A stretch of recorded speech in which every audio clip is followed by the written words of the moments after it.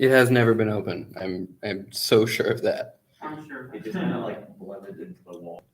I don't think I ever noticed it was there. And no one is in the other room, and the lights are flickering ominously. Yeah, it's like, it's only from like a horror movie.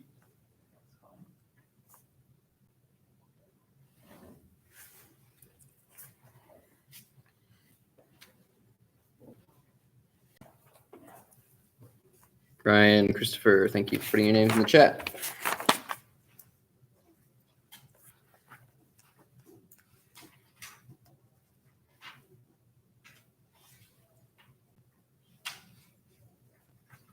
Gianna, good morning. Thank you.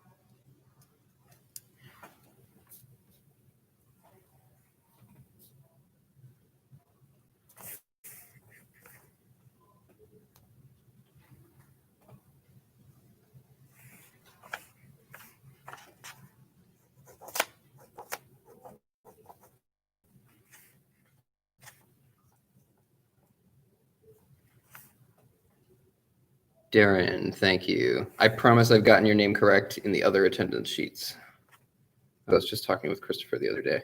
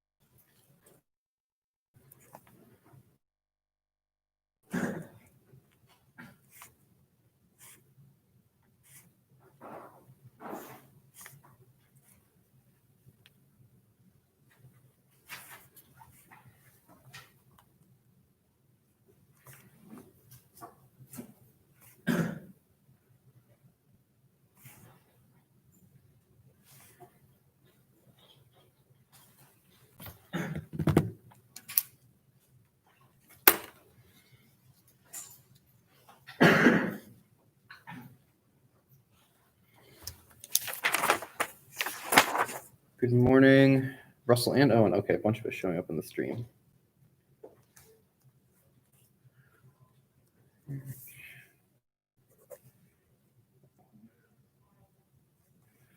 All right, but it's 8:05, so let's do it. So if you've got a device app, you can put it away.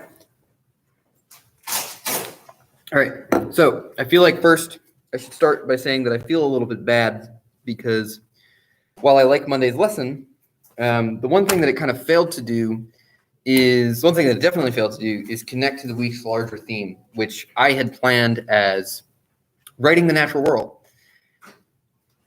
as we progress deeper into the semester, I think you'll notice that we're beginning to turn our attention away from just like the basic rudiments of writing and self-awareness. And instead, we're focusing on subjects, on big concepts, on things that writing is always about. The hope is that we can use the first half of the semester, or the first portion of the semester, as a sort of base of foundation from which to proceed into these topics. And now that we've developed a bit of a proverbial toolkit, we can start using it on things. So with that in mind, this week's topic is the natural world. I'll talk about that more in a moment. And this poem is again from The Wild Iris, Louise Glick, amazing book. And it's called Witch Grass, which, if you don't know, is actually a type of grass very common in North America. We consider it to be a weed. All right, witch grass. Something comes into the world unwelcome, calling disorder, disorder. If you hate me so much, don't bother to give me a name. Do you need one more slur in your language? Another way to blame your tribe for everything? As we both know, if you worship one God, you only need one enemy. I'm not the enemy. Only a ruse to ignore what you see happening right here in this bed, a little paradigm of failure.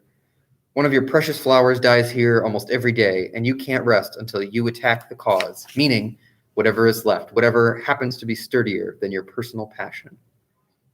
It was not meant to last forever in the real world. But why admit that, when you can go on doing what you always do, mourning and laying blame, always the two together? I don't need your praise to survive. I was here first, before you were here, before you ever planted a garden. And I'll be here when only the sun and the moon are left, and the sea and the wide field. I will constitute the field.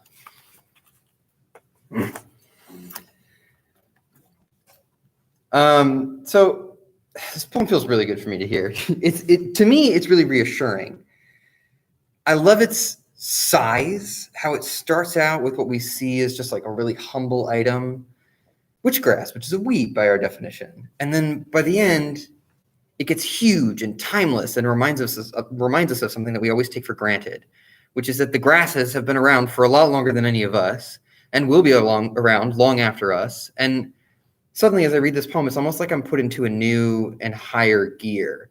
Like I become aware of cycles that are titanic compared to mine, that sort of pass overhead like big beasts that after enough time we just like mistake for the sky. So this week, I want to turn our focus to what is, in my opinion, really like the one and only true subject, nature. The natural world is a system that easily dwarfs us in its size and depth and complexity. It can be astonishingly beautiful. It can be terrifying. It's a pretty impartial judge and can also be infinitely forgiving. The natural world lacks morality, save for that of food and shelter. And most importantly, the natural world is happening to you every minute. There's a reason we call it natural. That is, the room that we're in right now is unnatural. Look at the lengths we have to go to keep a space feeling unnatural, right?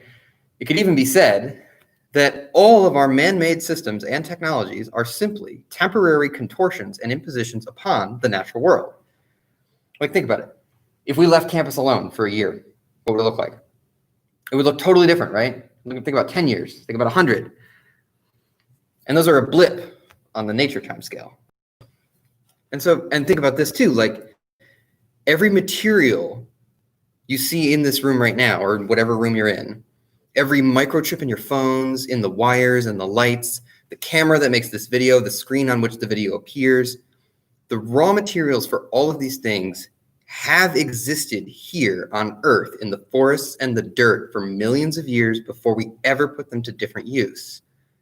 Nothing could have made them come from anywhere else. So for better or worse, we are still made up of this Earth, which means that every single thing we write about or could write about is inevitably about the Earth. Even stories that take place on different planets with alien people and invented problems. Those are stories written by Earthlings with Earth as the only point of reference for storytelling materials and techniques. So we are chained to it. This is why we are spending a week talking about it. Honestly, if I had my way, I would do like a semester. I would do like a class on nature writing. And it's why today we're going to take a crack at writing some poems, kind of like witchgrass. So Monday, we practiced sustained attention on a single unmoving object in the hopes of making our minds undergo some permutations in order to see things a little bit differently. And so today we're going to take a slightly different direction. So if you don't have them out already, you can take out your notebooks. Oh God, so many people have showed up in the chat. Hold on a second.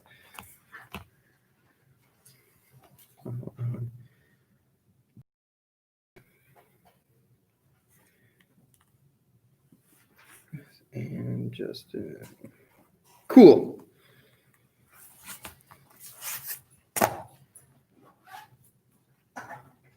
Okay, first exercise. Place yourself mentally in nature for a moment. Pick a spot. Could be the beach at dusk, could be the mountain vista. Personally, today, I'm going to think about my favorite cliff in Utah, where with like a severe view out over the canyon and a little road snaking through the bottom. Now, I've asked you to do this exercise before, this part of the exercise before, place yourself in nature. So this time, just try to pick one that you haven't done yet in this class. And once you've picked your place, describe it for a while. Try to get as many details down as you can, both big and small. It could be the valley below you, the trees, a nice rock, whatever. Try to go large scale and small scale. And try for now not to get locked onto a single detail. Instead, try to pile on the number of details. And much like in our earlier exercises, I want you to try to be really generous with the white space and break up your lines frequently and impulsively, even if you find that you're taking up more pages in order to do so. And maybe even especially if you don't know why you're breaking lines in the first place. So anytime you feel a hitch in your sentence, or you pick your hand up, or you feel that weird mid-sentence pause that we all sometimes somehow feel, quit writing on that line, go down to the next line. And we're going to do this for 8 minutes.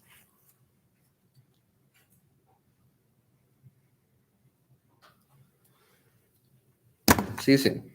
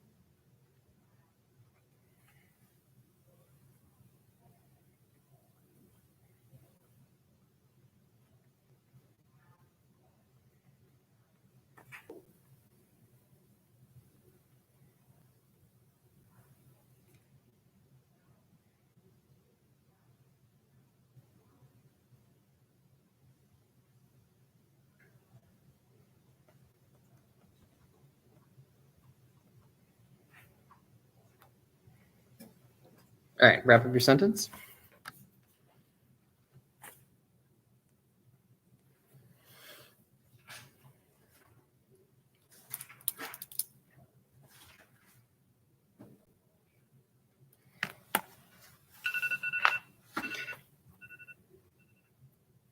Okay, so now you've done a fair bit of description.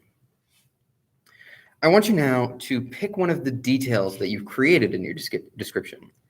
It could be granular, like a single flower or an animal, excuse me, or it could be a mass, like the grass in Louise Glick's poem. Or it could be vast and conceptual, like a mountain valley. The choice is yours. I want you to turn that thing into a main character in your piece. What I want you to do is make an attempt at embodying this thing for a while.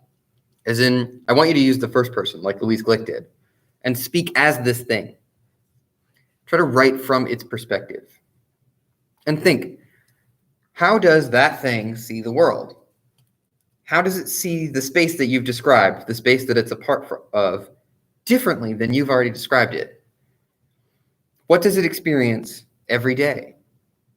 What is a year like for it? What is a decade like for it? And of course, as you proceed, keep letting that white space onto the page and notice if it does anything to your tone, to the feeling of your own language as you read it over. All right, that's good for now.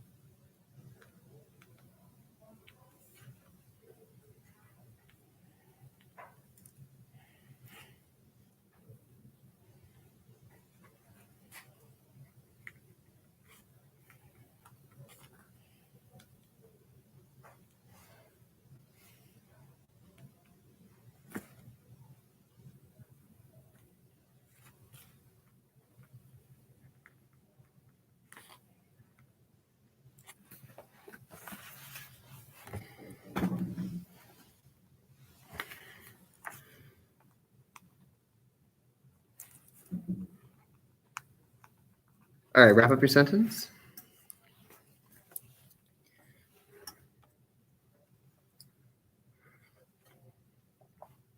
We're pretty much going to keep doing the same thing, but I'm going to pause you for just a moment. So hopefully now you've got this situation and this character somewhat established in some portion of its perspective. Now imagine that your character has something they need to get off their chest. Where did I go? Imagine that up until this moment that you've started writing this character, it has been dying to let someone know this thing that it has to say. It can be a secret, it can be a pledge, it can be a manifesto, or something else. What do you think your character has to say? And so since we're going to do this for a little bit longer, feel free to refer back to the details that we made, the place that you've summoned as a whole. So if your character needs to describe these things newly or somehow restate them in order to make this point, feel free to let it do it. Me, for example, I picked the road as the character because I was just like experimenting with doing a non-natural thing in my natural spot. And I find that the road is interested in talking to the river beside it in this image, right? Because they just do similar things. They look the same, but they're different, right? It's cool. And also notice too, if your white space makes any changes over the course of this activity. So like for me personally, I always find that my first couple lines are like super chaotic and all over the place. And then I kind of settle into a consistent line length, which remains steady for the rest of the poem. So feel free to experiment a little further as you introduce this new tone. So maybe your lines get a lot shorter and you get a lot more white space. Maybe they get longer, more long-winded and wordy. Or maybe you skip 2 lines when you break in order to leave a space in between, which is one of my favorite ways to just get tons and tons of white space in there. It's up to you. Mess around. All right, so your character has something desperately important to say.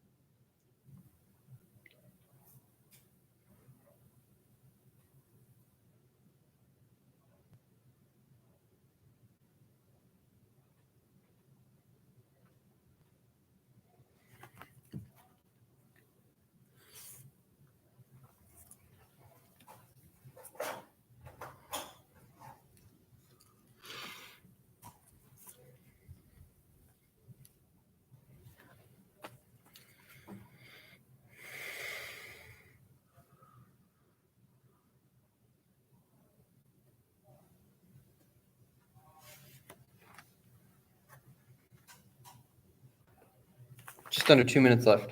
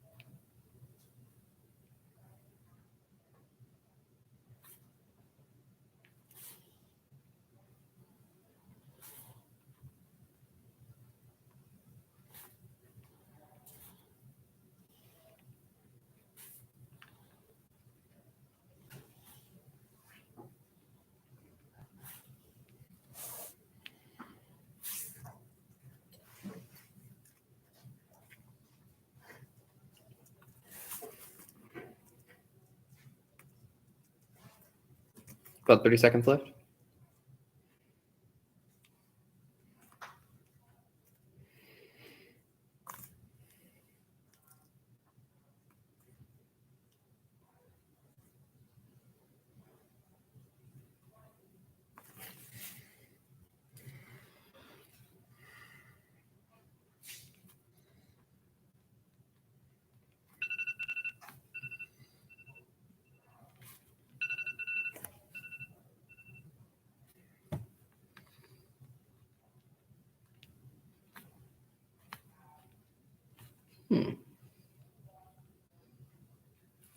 Okay. So for the last 10 minutes of class, I kind of want to check in with everybody. I want to know how this went, for sure, especially in the relation to the more still life descriptions we did on Monday. My intention that this one would be a little bit more dynamic and less laborious, and that the shifting nature of big interacting systems with a character might give us multiple places to tease out our interest. And this is also a fine time where if you have anything you want to say about the essay that we just turned in, which some of you have grades now, a couple of you have grades now. I'm working my way through them. But in total, I've received 60 essays, so it's going to be a minute before I get to everybody. So how have these exercises been for you? What was difficult? What came naturally? What has been interesting?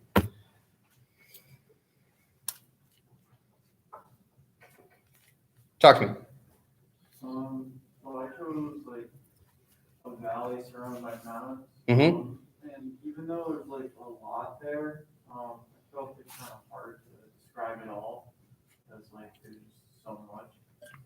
And it's also like so vast, so like it's kind of like a general whole. So I tried like describing the general whole. Mm-hmm. I ran into a very similar problem describing a canyon.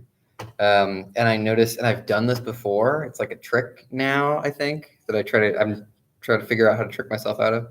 But I keep thinking about it like an ocean bottom or something, you know? Because, yeah, it's difficult. At a certain point, my usual metaphors kind of get exhausted or confused when I'm looking at something that big. Yeah. Mike? I ran into something similar. I was describing like a valley with mountains and something like a valley between them all. Okay. With stuff. It sounds like we were all in similar places. Yeah, like natural stuff. But it was kind of hard because I had to think about it was a place I've actually been. I had to actually think about the place. And I wasn't there, but I have a good memory. But so it was hard to kind of put it in description. Mm-hmm. I was able to, but it took me time to think about it. Why do you think that was? What? Why do you think that was? I think it's just because maybe I haven't been there in a while or something, or maybe it's just so long ago. I don't know, but and it's just different. I had to think a little differently about it. I had to think of it actually in words now instead of being like just seeing it. I'd actually put it into words. Mm-hmm. You know? I could do it. It just took some time to think about it. That's an interesting problem, is that the image comes first and then language is sort of funneled. Yes, I could totally do it. I did, but it just took a way to think about it. Did that make your hand go up, Matt? Talk to me. No, I'm just Oh, okay. I guess you could say it's like a computer taking an image and processing it into something else or translating something. Yeah, so for people in the chat, because they're asking, we're talking about the difference between conjuring an image in your eye and how quick and intuitively you can do that. Wow, there's a ton of stuff coming up in the chat. This is really cool. Okay, a fly landed on my What? A fly literally just landed on my hand. I watched a fly land on Mike's hand and then he goes, just gets rid of it. But we're talking about the difference between conjuring an image in your mind and how quick and intuitively you can do that. And then what a different and honestly a lot more labor intensive process translating that image into language can be. I think the funnel of time is really the thing that sticks it apart. You know, you can conjure an image all at once, but a sentence really has to come one word at a time or it doesn't work. And so naturally it takes a lot longer. I'm having tons of stuff in the chat. So let me pull some of this up here.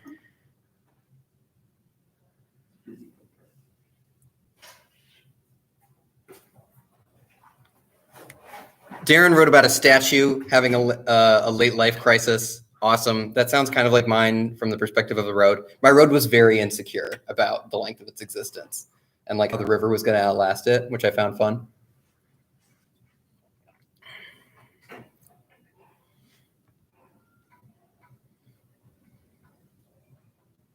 Lots of people found it relaxing. That's cool. Somebody did the huge window wall cliff face in the commons. Oh, that's cool.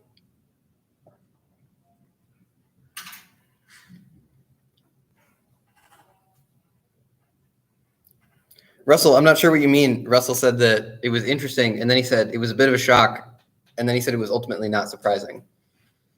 I'm not sure what that means. Russell, if you can hear me, I want you to explain more. Other thoughts from you people. Alex. So mine got really dark. Interesting. I was writing about the ocean and like the peaks of the ocean and how they were always like trying to get to the sky. And then they saw like the world and all the pollution and the sadness. And they're like, oh, hell no. And then they saw a boy crying and they were like, oh, that boy must think the same thing as me. So they just kind of yoinked the boy and took him out to the ocean. So the ocean has made the same mistake that lots of us make, which is that my situation must be preferable to your.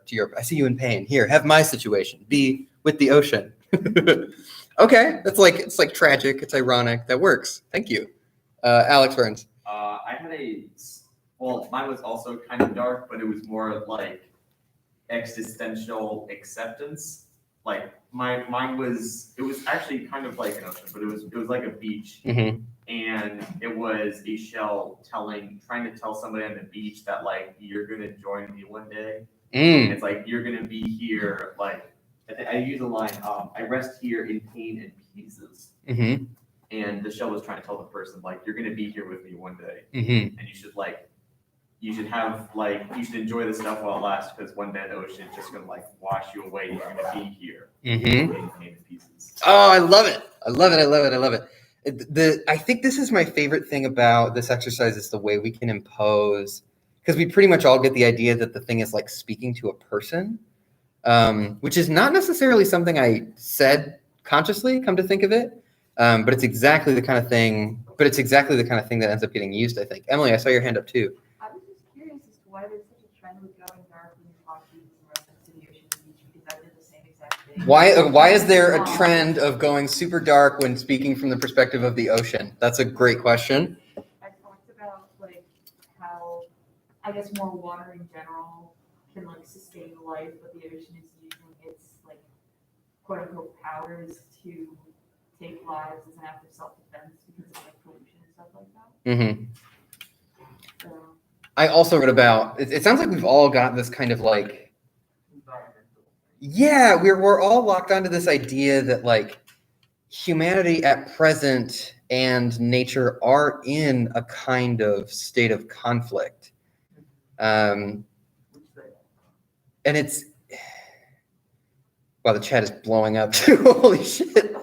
I think that I didn't mean for that to happen really, but it makes sense that we're all there. You know, we're in a weird world state right now. Like we've been extincting species for tens of thousands of years, but we're at a weird state now where like we're all aware of it at the same time, and Read the Sixth Extinction. we can do it really fast. Sorry, what'd you say, Mike? Read the Sixth Why? What do you? Talks about what you're just saying. We're humans are extinct species.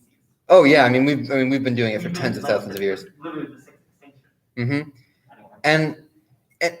And I don't think that humanity has resolved this problem. Like it's kind of a shakeup in terms of what we do, and we're gonna have to come to a decision collectively, right?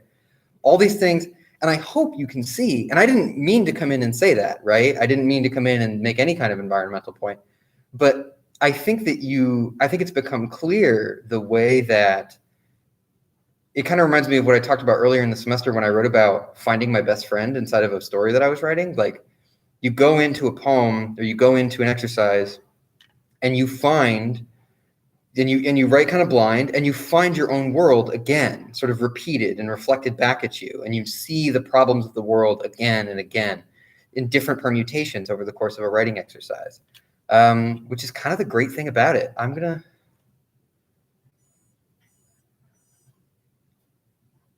Have y'all seen Finding Nemo? Yes, Russell, thank you. It's honestly one of my favorite movies. That movie scared the shit out of me as a child. Those shots of just like the ocean. Oh, no, fuck no. Something about that really messed with me as a child. It like just gets darker. It gets darker, yeah. Yeah. Okay, we're basically at time, so I think we got to close it out for there. There is a reading for Friday. I want you to have read a short story called Pleasure Boating in Latuya Bay. It is on my course. It's about 20 pages. And it's by Jim Shepard, and Jim Shepard is a genius. But I think that's it. Otherwise, I will see you Friday. Thank you for the discussion. That was great. And thank you to everybody in the chat.